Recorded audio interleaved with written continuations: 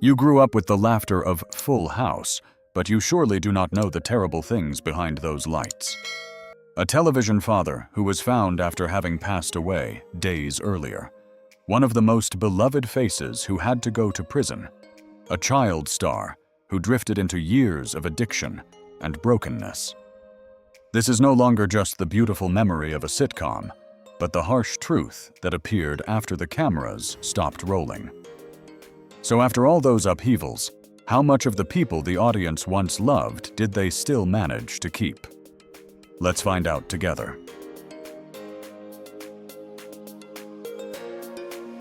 Number 1.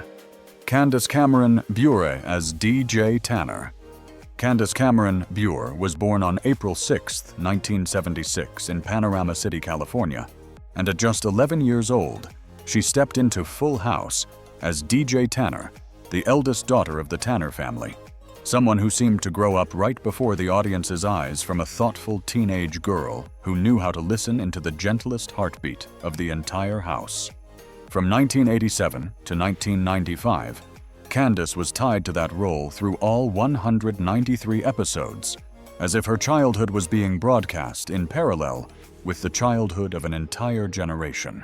After the show ended, Candace stepped back from the spotlight to hold on to her private life, marrying Valérie Bure in 1996 and raising 3 children, as if she chose family not to leave Hollywood behind, but to save herself from the too early pace of youth. Then she returned in Fuller House in 2016, became a familiar face in Hallmark Christmas films before moving to Great American Family in 2022, and becoming caught in controversy because of statements surrounding LGBTQ content and her openly Christian faith image.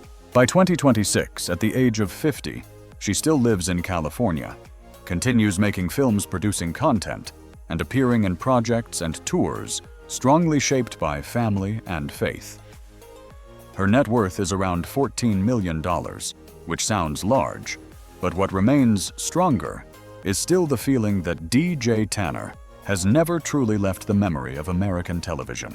Number 2. John Stamos as Uncle Jesse Katsopolis. John Stamos was born on August 19, 1963 in Cypress, California. At the age of 24, he stepped into Full House, and from 1987 to 1995, he accompanied Jesse Katsopolis through all 192 episodes.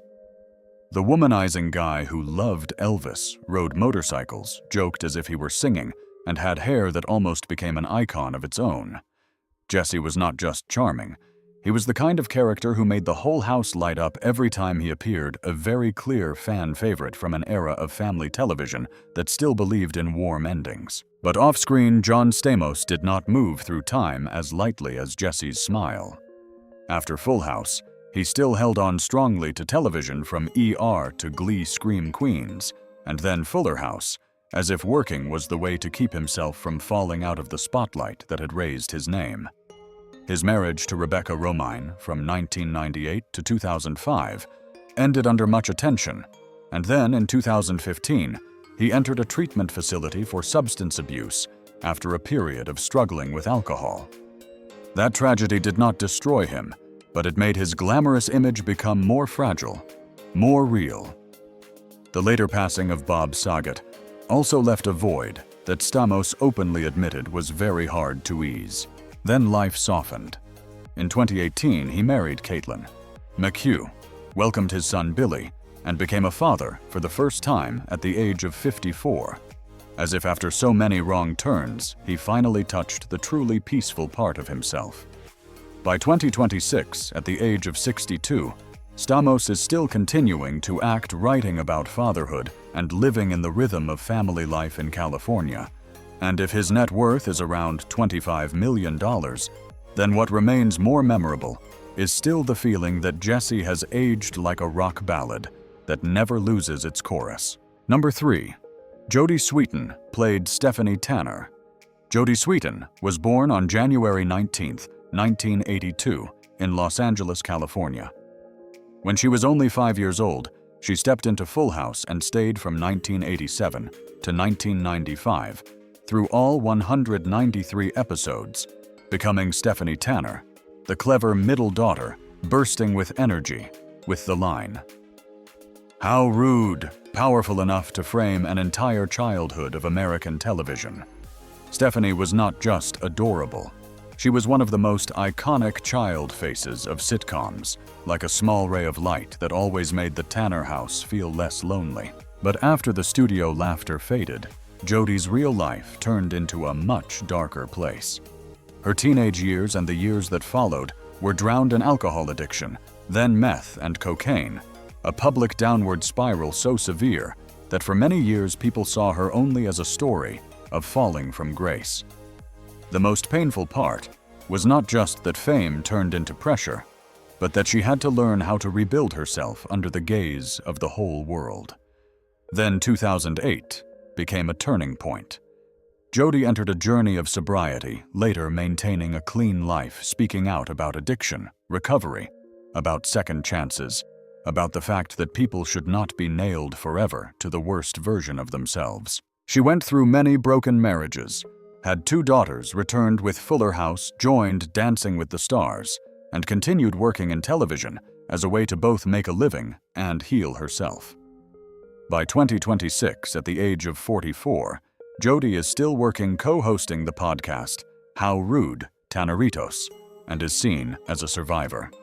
Her net worth is estimated at around $2 million, but her real value perhaps lies in the fact that Stephanie Tanner did not disappear. She only grew up, broke apart, and then put herself back together. Number 4. Dave Coulier as Joey Gladstone. Dave Coulier was born on September 21, 1959, in St. Clair Shores, Michigan. At the age of 28, he stepped into Full House, and from 1987 to 1995, stayed with Joey Gladstone for 193 episodes. The goofy comedian living in the basement, specializing in impressions, cartoon voices, and bringing the lightest, most cheerful energy to the entire Tanner house. Joey was like the childhood part of the show that refused to grow up, a lovable child at heart who made audiences feel comforted every time the screen lit up. But off-screen, Dave's life was not only laughter. After the show, he still held on to the stage television and voice acting from The Real Ghostbusters to many other behind-the-scenes jobs, as if comedy was what helped him keep the lightest part of his soul from being taken away by time. His marriage to Jane Median fell apart after 2 years, leaving behind a son named Luke. Then many years later, he married Melissa Bring in 2014, finding a quieter, more lasting rhythm of life. He also became a licensed pilot and took part in charitable aviation activities as if he always needed another sky to breathe in. What makes that portrait sadder is his very real friendship with Bob Saget, a loss that left a deep emptiness inside him. By 2026, at the age of 66, Dave lives mainly around the Detroit area, still writing, making art, running a wellness project, and after 2 consecutive cancer diagnoses, he is now in remission. His net worth is estimated at around $5 million, but the real value that remains is perhaps the fact that amid so many changes, Dave Coulier has still kept the heart of Joey Gladstone. Number 5. Lori Loughlin as Rebecca Katsopolis. Lori Loughlin was born on July 28, 1964, in Queens, New York. At the age of 24, she stepped into Full House, and from 1988 to 1995, appeared in 152 episodes as Rebecca Aunt Becky Katsopolis, the intelligent, charming woman who stood beside Jesse on Wake Up San Francisco and very quickly became a core part of the Tanner family. Aunt Becky arrived later than many others, but she blended into that picture like a shade of color that had always been meant to be there from the beginning. What makes Lori's story sad is not that she fell from grace very early, but that she had spent so many years being seen as an almost flawless role model. After Full House, she went through Summerland, maintained a clean and likable image, married Massimo Giannulli in 1997, and had 2 daughters. Then in 2019, everything collapsed too quickly. Lori and her husband were accused of participating in a college admissions bribery scheme to get their children into USC through fake athletic profiles. In 2020, she pleaded guilty, served 2 months in prison, was removed from Fuller House, lost contracts, and watched the image of the beloved aunt shatter before the public's eyes. By 2026, at the age of 61, Lori is still living within the orbit of entertainment, with selective returns to television and family films. But that glow is no longer as carefree as it once was. Her net worth is estimated at $8 million, but after everything, what remains feels more like a bitter aftertaste than a lesson about how fame can lift a person very high and then be the very thing that watches them fall. Number 6. Bob Saget as Danny Tanner. Bob Saget was born on May 17, 1956, in Philadelphia, Pennsylvania. At the age of 31, he stepped into Full House as Danny Tanner, the devoted father of the Tanner family, an image that was almost too clean, too warm, too trustworthy for anyone to imagine that behind it could be a much more complicated human being. On screen, Danny was like a light left on after a long day, the kind of safe feeling that so many viewers once unconsciously carried with them into their childhood. And it was right there that Bob Saget's sadness began. Because beyond Full House, he also hosted America's Funniest Home Videos, was the narrator of How I Met Your Mother, and on the stand-up stage he was sharp, bold, provocative, to the point of being almost the complete opposite of Danny Tanner.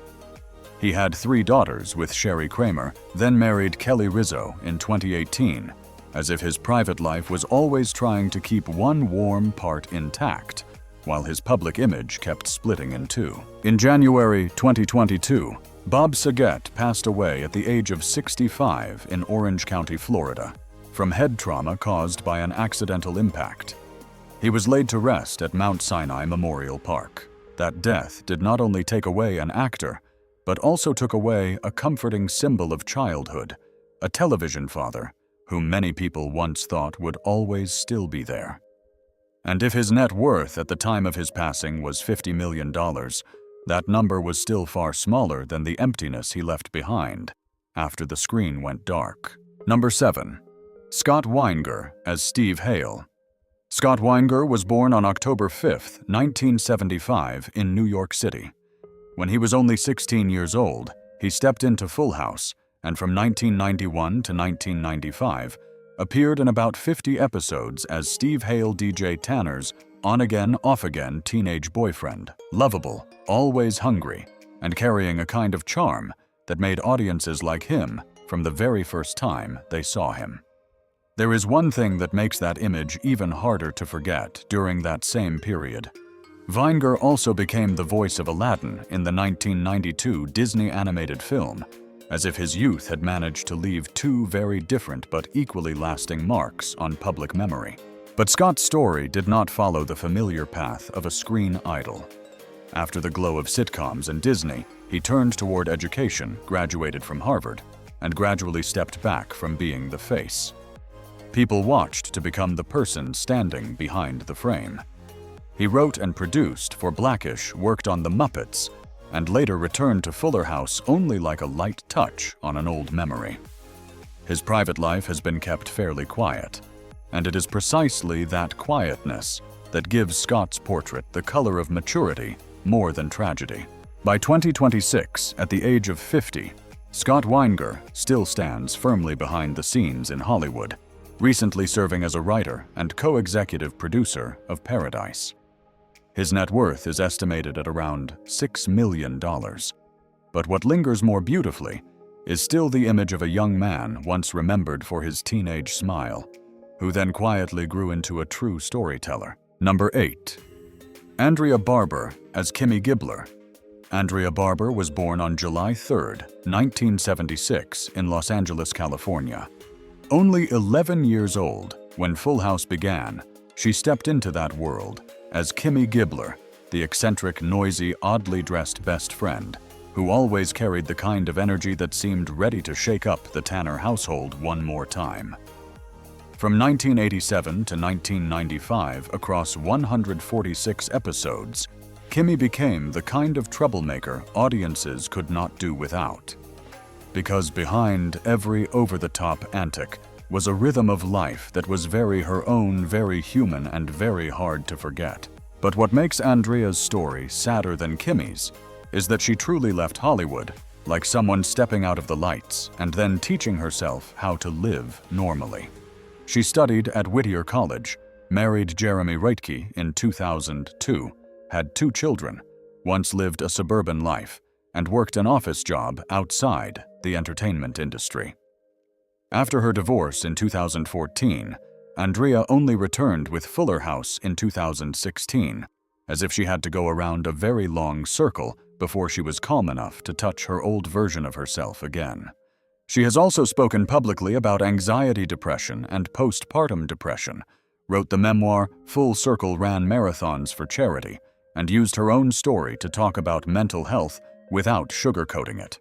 By 2026, at the age of 49, Andrea is still a writer, podcaster, and advocate for mental health, continuing to reconnect with the memory of Full House through how rude tanneritos and appearances with fans. Her net worth is estimated at around $2 million, but what remains longer than that number is the feeling that Andrea Barber chose to live normally, quietly stepped away from the spotlight, and then returned in exactly her own way. Number 9. Mary-Kate Olsen as Michelle Tanner. Mary-Kate Olsen was born on June 13, 1986, in Los Angeles, California.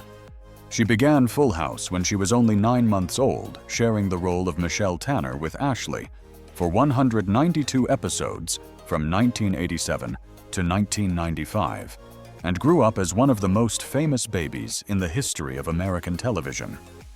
Michelle was not just the youngest child of the Tanner family.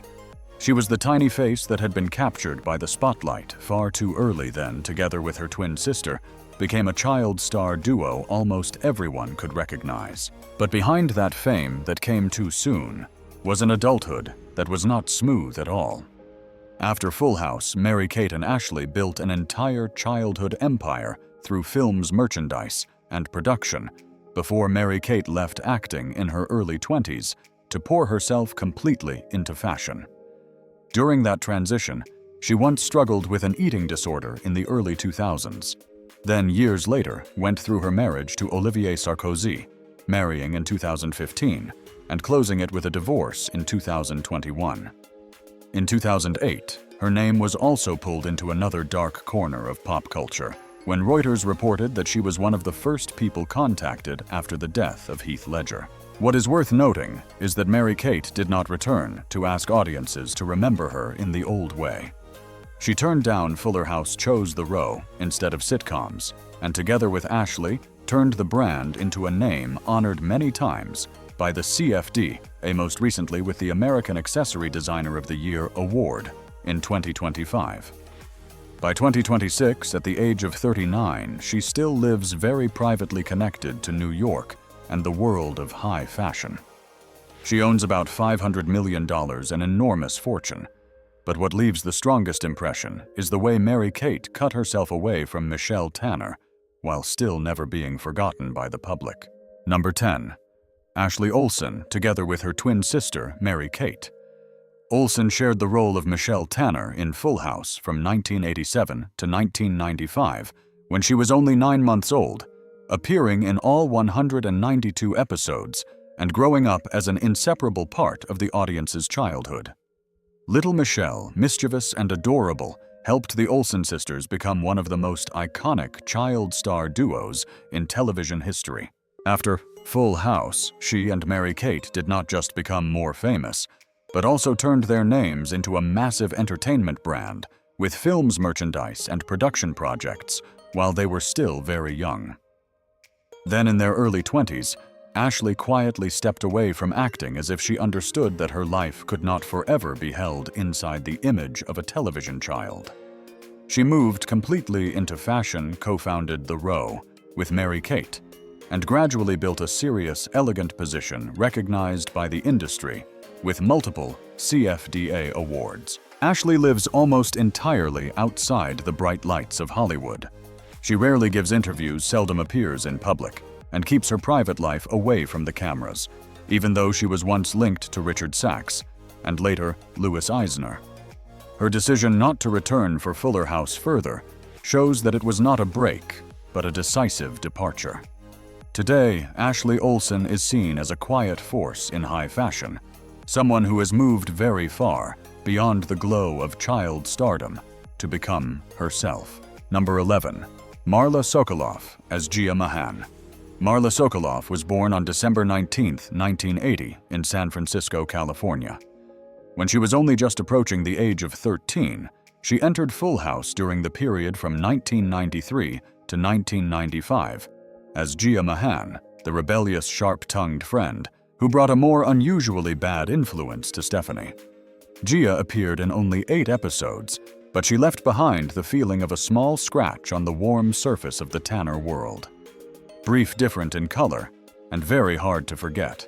What made Marla memorable was that she did not remain trapped forever in the shadow of the bad girl of a teen sitcom. After Full House, she moved into more mature roles, and the practice helped audiences see her as a real actress, not just a face passing through television memory.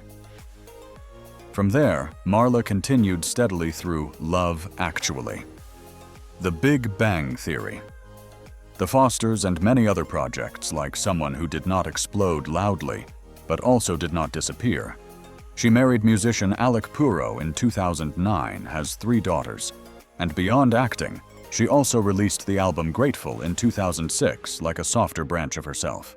By 2026, at the age of 45, Marla is still working as an actress, screenwriter, director, and mother, maintaining a creative but unshowy rhythm of life. She has a net worth of $500,000.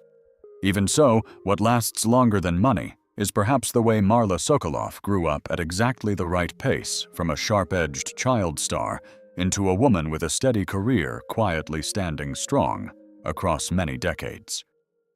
And perhaps that is the deepest thing Full House left behind. Not where they ended up, but how much they had changed from the faces that once lived in our memories. Time does not take away the past. It only forces people to learn how to carry it with them in a different form. If this story made you remember a part of your childhood, please hit like, subscribe to Cinema Nostalgia, and leave a comment in your eyes who changed the most.